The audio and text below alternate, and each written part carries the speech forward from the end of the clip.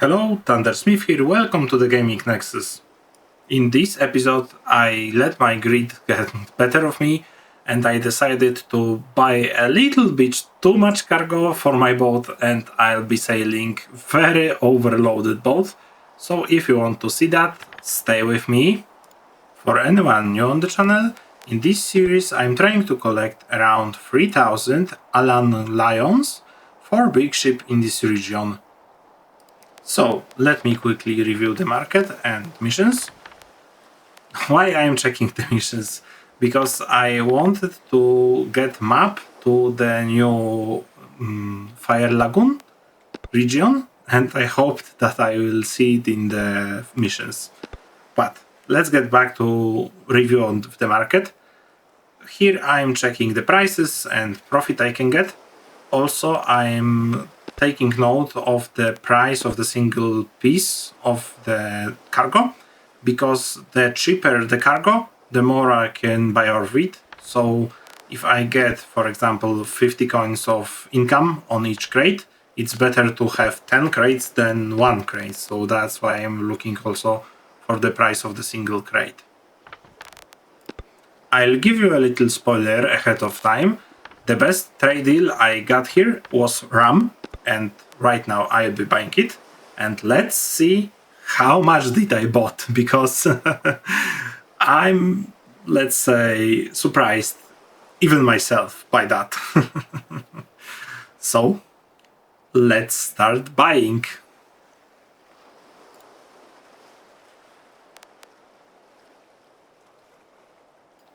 And 1, 2, 3, 4. Come on.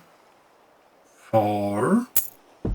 Yeah, 5, 6, 7, 8, 9, 10, 10, 11, 11, 12, 13, 14, 15, 16, 17, 18 barrels of RAM.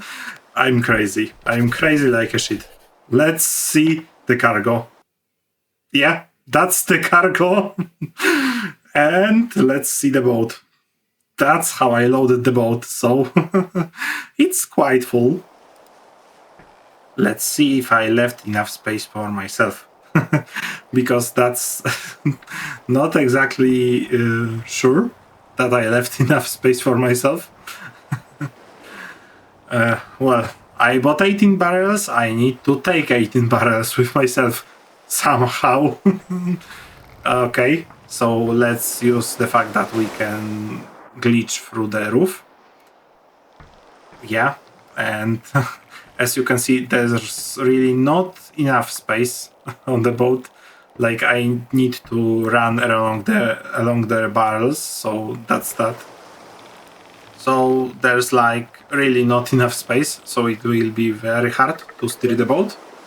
And maybe it's worth mentioning that during sailing such heavily loaded boat, it's very important to know where to stand on your boat, because as you can see, the boat is right now like trying to fall over, capsize in the sailing language.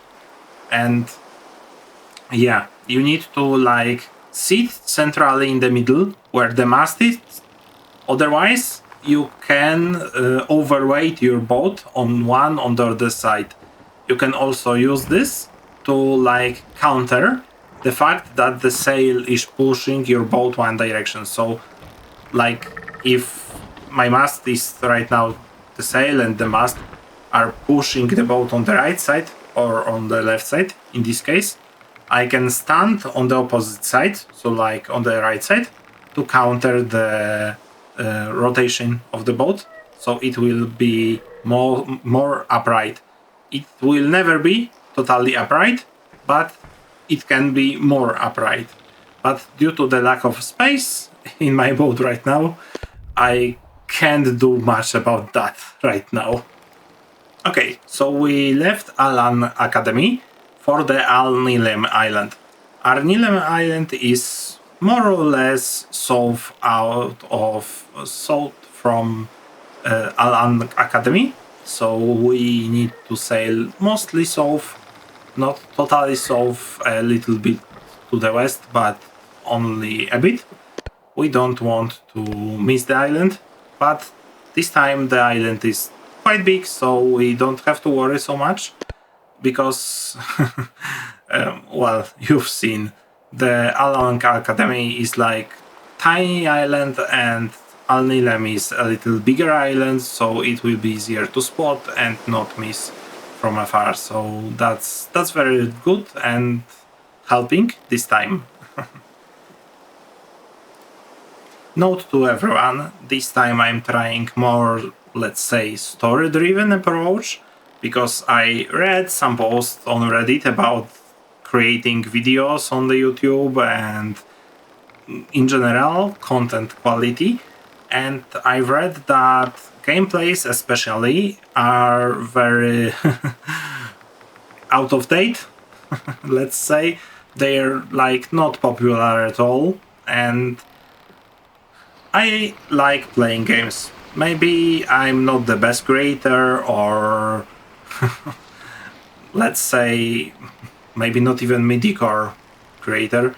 I like playing games. I like my strange games. They're not very typical, they're very niche, and I just want to share my games with the world, and that's my way of like realizing myself. So yeah, I'll be blabbing a lot more during my videos in hope that some kind of storytelling during the game will help with retention. What's to say more? I really would love to see higher view counts and higher watch times in my videos, but right now they're okay. They're not big. They're rather small, but yeah, I don't. I would lie if I say I don't care. I care. I'm trying to be better, and yeah, I really need your feedback. If you can spend some time and give me some feedback, what I can do better, I'll be very glad to hear that, because I really need to get the direction that my videos should go in for you to be more interesting, and like for you to want to spend more time with them. So please let me know if you can. If you can't, that's also fine. Don't worry. I don't know if I already told on my channel or didn't yet. It's best to set your sail around halfway between a wind and your direction you want to go in. So like we're talking in angular like orientation. So like if we have wind directly from back, so we need the sail to be exactly in the middle between the direction we want to go, so forward, and the direction of the wind, so from the back. So the perfect setting will be 90 degrees to the boat. So yeah, that checks out. And if the wind is not perfectly from the back, it's a little bit from the side or totally from the side, it's always best to keep the sail around the half angle between the wind and the direction you want to go.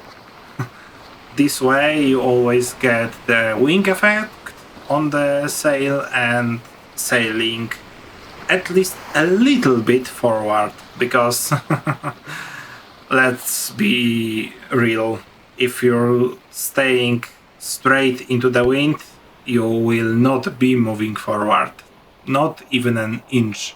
And as you can check out in, I guess, episode 4, if I'm not mistaken, the wind can even make you reverse, so that's also interesting fact.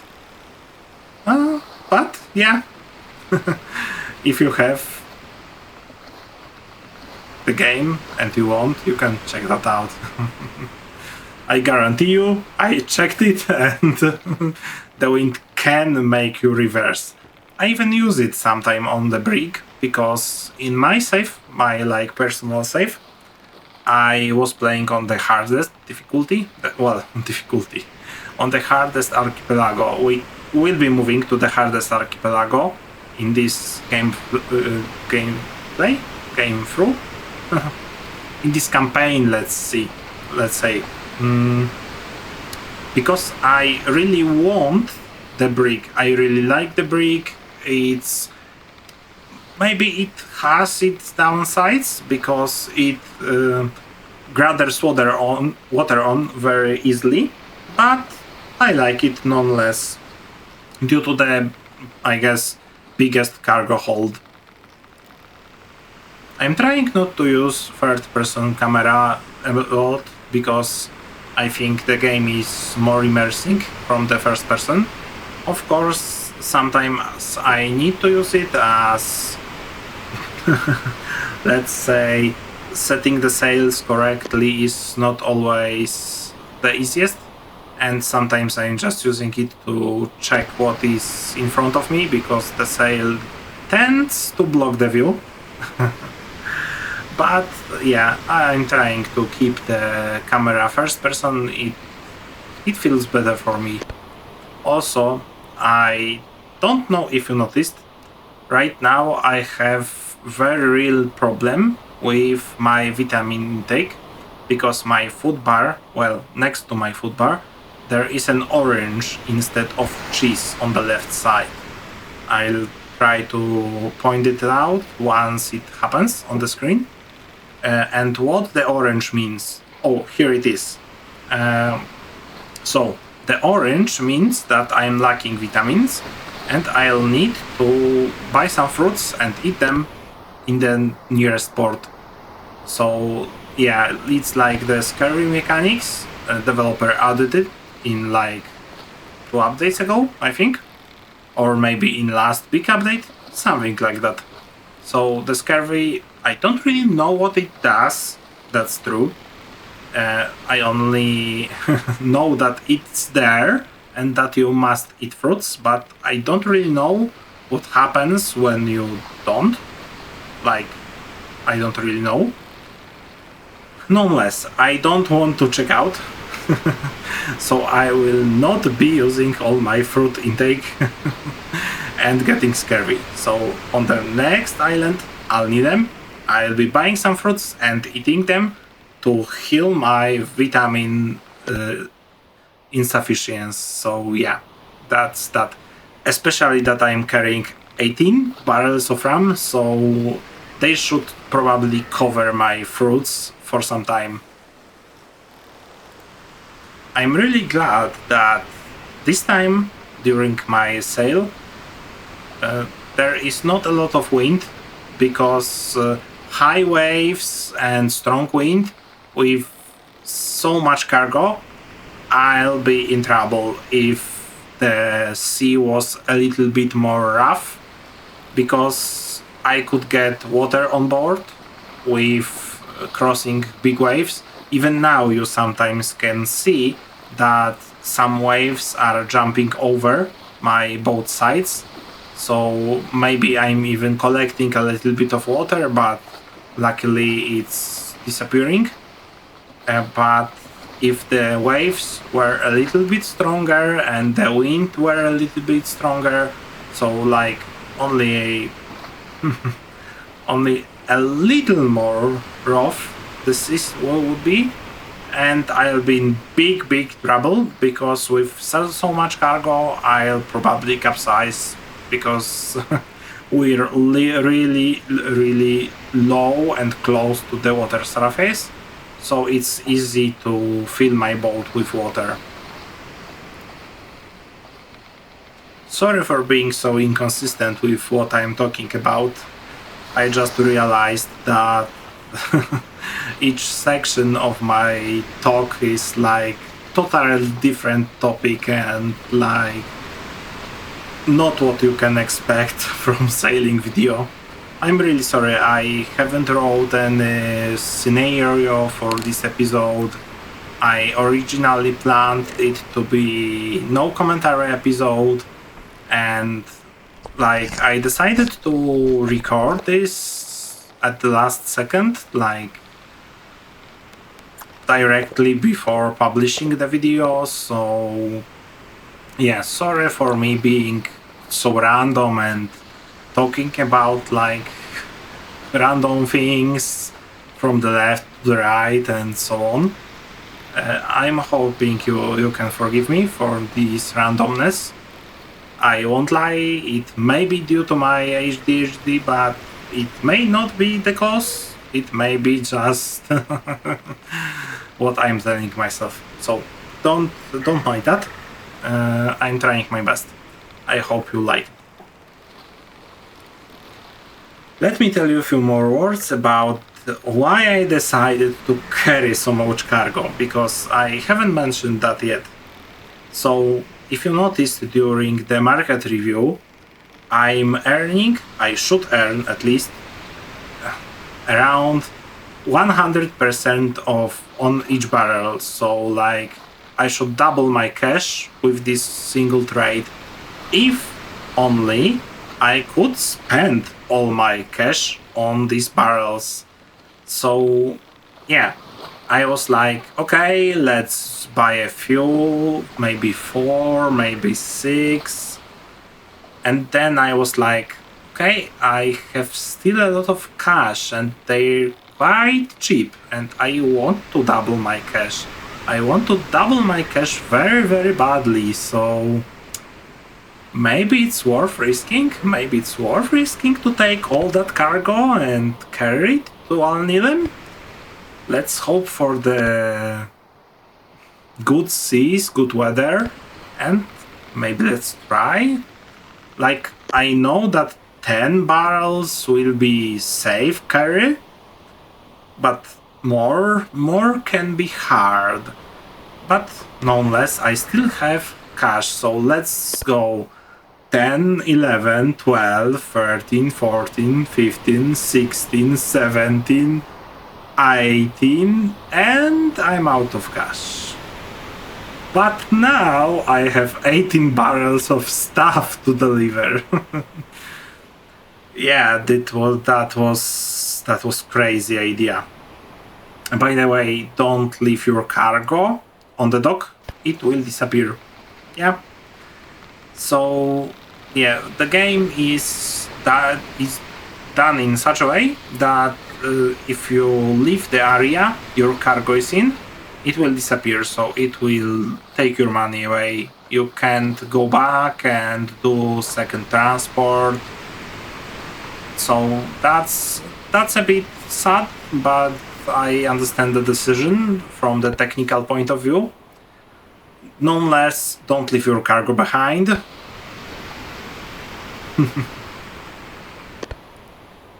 Also, I think I never told you anything about recovering your boat. If you lose all the water or like all the food or all the sleep, you're losing consciousness and someone rescues you. This causes automatic boat recovery. You can also exit to menu, and from the main menu you have option to recover your boat, but you need to be aware because I think it's not told anywhere. Like, you have to search for this information in the changelog or on the internet. If you're recovering your boat, you're losing 10% of all your money. So all different kind of money you have, you will lose it all. And as I said moments before, if you have any cargo on your boat, it will be dropped where your boat was when you recovered it. So it will probably be somewhere in the middle of the sea, and once you'll be teleported to the nearest city, unluckily your cargo will disappear. So it's not worth traveling to your last destination and trying to recover it, because it will probably not be there because it disappeared. I never checked, I never tried. Well, unless it was very close to the port, because I had encounters where I capsized, like literally meters from the port, and all my cargo was like floating near the dock. So in such a situation, it's possible to recover your cargo, but if it's somewhere in the middle of the sea, I don't think it's valid to go looking for it, because you may never find it. I think it's not worth it, and you just have to try to like get out of this trouble. Luckily, game is smart enough to not lock you out softly by the fact that you lost all your cash. You can always grab some missions, earn a few coins, and go from there. So there's always a way. And I like that, because some games design decides that, oh well, you're in such a shitty spot that unluckily you need to start over. In this game, yes, you may need to start over, but you will be starting over with your reputation, with maybe without cash, but with some missions, with some cargo, and you can go back to sailing. Yes, it may be hard if you lost all the food and so on, but luckily you can always buy cheap food, like single items. You don't have to buy crates, as I do. I'm buying crates, but you can buy single items, so there's not really a necessity to buy crates. Later on, I think I'll buy some, maybe, I'm thinking about fishing rod, but with the new food system and all the necessary things like smoker for the fish to not spoil, I don't have really space for that on my small boat. So yeah, I think we'll not start fishing until the big ship, that's for sure. But I'm also thinking about buying a speedometer, because right now I'm sailing by the feel. Well, I've got few hours already in this game, and I know what I'm doing. I'm setting the sails as they should be. At least it seems the game likes the way I am setting my sails, because it always pushes me forward somehow. Well, in exceptions to few moments. But I'm pretty sure of how to set sails and how to go forward with my ship, with my boat, so that's that. But I can't really show you how I got to this point, because there are some mods for the Sailwind that like show you exactly how efficient is your sail with the current setting, but I don't think that is immersing. Yeah, I don't. I think it broke immersion. So I will not be using such mods. But what I can use is the tool that is included in the game, so the speedometer. It allows you to throw some kind of wooden cross into the water, and it like pulls on the speedometer, and the speedometer, I guess on the like spring, shows you how strong your ship is being pulled, so also how fast you're going in knots. So you can always use that to determine if your sail setting is optimal, because you can like throw the cross into the water and leave the tool lying on the ground, and change your sail setting and check how it changes your speed.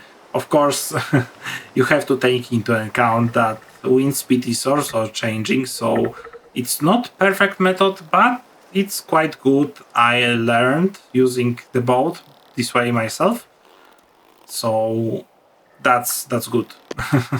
That's good method. Also, for anyone wanting to like experience the game without spending too much time in it, it helps to use Save Editor. I don't recommend it for immersion. It's totally immersion breaking, and it doesn't help to like really feel the game. But I really recommend it for when you need to check out new boat setup or check out new sails or something like that. Especially with big ships, when you want to change the mast setup and sails setup, it can be overwhelming, and the shipyard is very, very pricey. So if you want to check few configurations of the sails and you don't really know what you want and you're not really sure what you want, then it's best to just create new save that is like, it's totally cheaty save. Go into the save editor, add yourself like a lot of gold, like million gold or something, and just start in a region you want to start. You want the, let's say, big ship from. Just do one road from the small island to the capital city, buy the big ship, change it as you want, and sail around, fill the ship, check if you decided correctly, or if is it wrong, or if it's too much, it's too little, it's too hard, too easy. You can check everything with such amount of gold. I did it personally many times because I wanted to reach perfection with the brig, like with the brig setup, with the amount of sails and size of the sails. And at some point I got it, and I'm using the setup I worked out. Because otherwise it's very, very hard to like find out what you really need and what's the best option for your current ship. So I really recommend the save editor if you want to only check something, and also for anyone who don't have time to just earn your money in the game and just want to like sail around, relax, don't worry about a thing. So you can always do that. Nobody is judging. Whoever wants to edit their single player save can do that. There's no really any leaderboard or anything, so have fun. That's what the games are for, to have fun, not to grind them. Well, if you like the grind, then grind. And before I realized that we're already at our destination. And what is unexpected about this video, it's almost or even longer than half an hour. So it's 2 times longer than my standard video, but it flew through like it was nothing. So maybe there is something about the talking that that does the magic. Sorry for my grammar mistakes. Sometimes English is not my first language, so I'm making some little small mistakes. I'm really trying not to. But you sometimes just get lost in your own head and lose the words, lose the meaning. something can happen. Okay, back to what I'm trying to do. I'm trying to attach some mooring ropes, and by accident, of course, I'm falling in the water all the time. That's normal, especially with so overloaded boat. And I'm angry because I just dropped my rope. As you can notice, front of my ship is directly under the water. So yeah, like my boat should be sinking. Luckily it's not. But I need to definitely decrease the load from the front and remove few barrels for all, and it's okay. But I still need to get back to my front rope because I want to attach it too, because we have only the back rope attached and the rear rope is behind all those barrels, so I need to remove them from the deck and I can attach the second rope. Here it is. And oh, that's not the correct point. And here's the correct point. Okay, let's skip the night and I'll be unloading goods in the morning.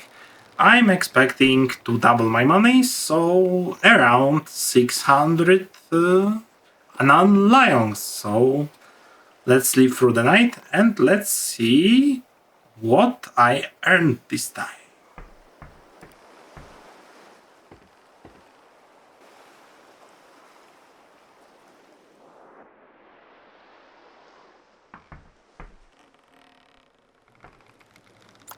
Okay, so it's time to carry all those barrels to the port office, but I will not bore you with all of that.